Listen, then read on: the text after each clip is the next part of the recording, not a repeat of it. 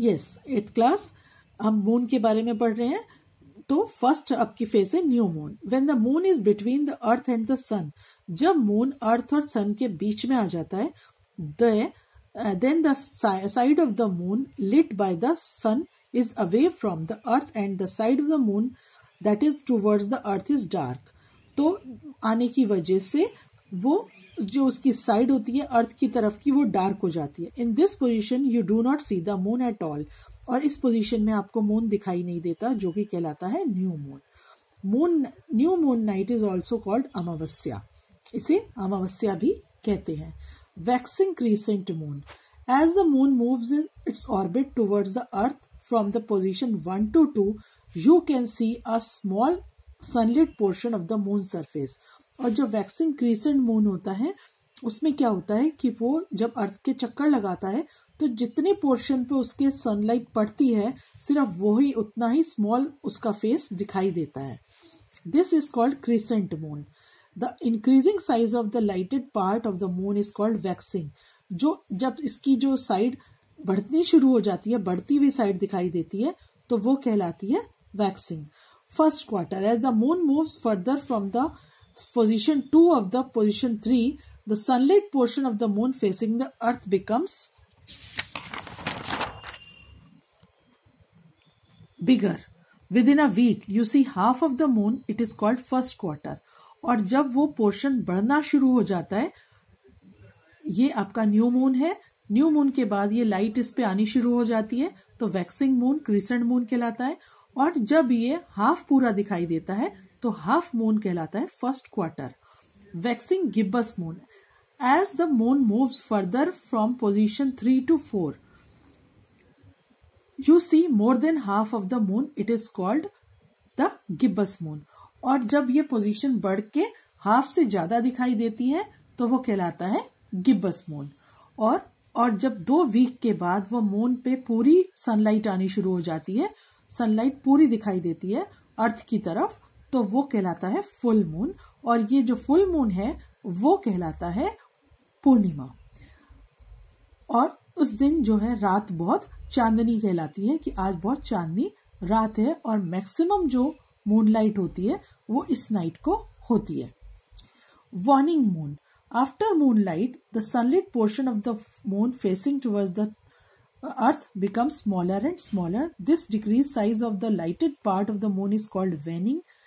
After the moon, during waning you see waning gibbous moon, and third quarter of the moon waning crescent moon.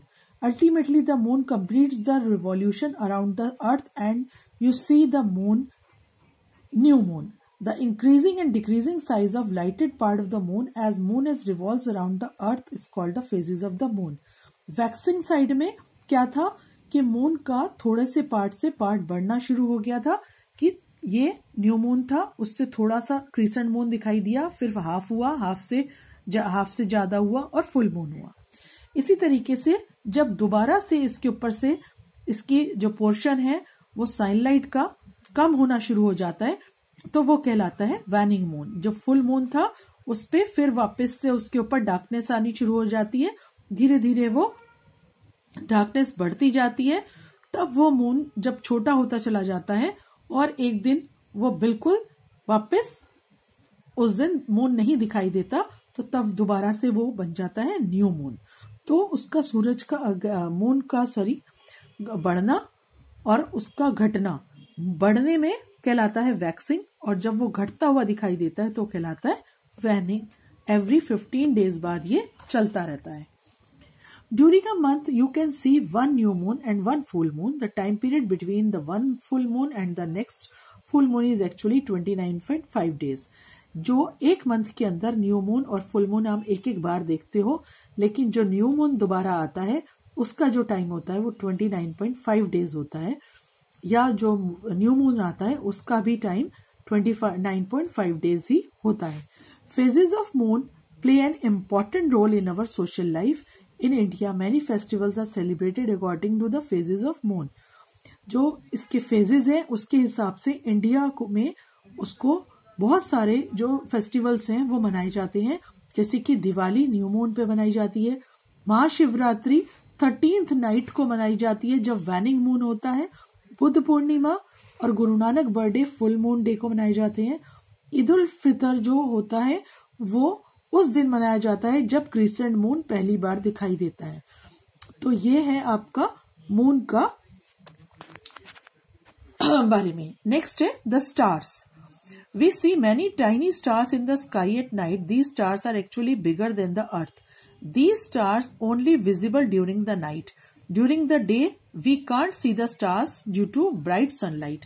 Stars हमें night में दिखाई देते हैं और अर्थ से बड़े होते हैं एक्चुअली में, लेकिन हमें दिखाई देते हैं बहुत छोटे क्योंकि हमसे बहुत दूर हैं। और दोपहर के टाइम ये हमें सनलाइट की वजह से नहीं दिखाई देते, जबकि स्टार्स अपनी ही जगह पर होते हैं। Stars is a huge ball of glowing gases held together by gravity. Stars consist of hydrogen and helium gases. जो स्टार है वो बहुत गर्म गैसेस का एक बहुत बड़ी बॉल है और क्या होती है, ये कंसिस्ट होती है हीलियम और हाइड्रोजन गैसेस से बना हुआ होता है। The heat and the light of the star is generated by nuclear reaction in which hydrogen changes into helium. जो इसकी हीट और लाइट है ये हाइड्रोजन और हीलियम की न्यूक्लियर रिएक्शन पर डिपेंड करती है। From the earth the stars appear to be very close to one another but in really they are very far from one another. हमें नीचे से ऐसे दिखाई देते हैं कि बहुत आपस में पास हैं, लेकिन ये बहुत दूर होते हैं एक्चुअली में। When you stand in the middle of the room and rotate, you find that object in the room appear to move in the direction opposite to your motion. जैसे कि आप अगर अपने घर में एक जगह खड़े होकर गोल गोल घूमना शुरू कर दें तो आपको ऐसा लगेगा कि कमरे की जो चीजें हैं वो आपसे अपोजिट डायरेक्शन में जा रही हैं। इसी तरीके से all the stars appear to move from the east to west because earth rotate about the axis from the west to east. हमारी अर्थ वेस्ट टू ईस्ट की तरफ रोटेट करती है, इसलिए हमें स्टार्स ईस्ट टू वेस्ट की तरफ rotate होते दिखाई देते हैं। It is for the same reason sun appear to rise in the east and sun sets in the west. इसीलिए सन हमें ईस्ट की तरफ उगता हुआ और वेस्ट की तरफ डूबता हुआ दिखाई देता है।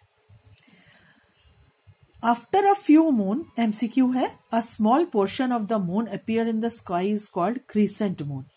Star appear to move from west to east.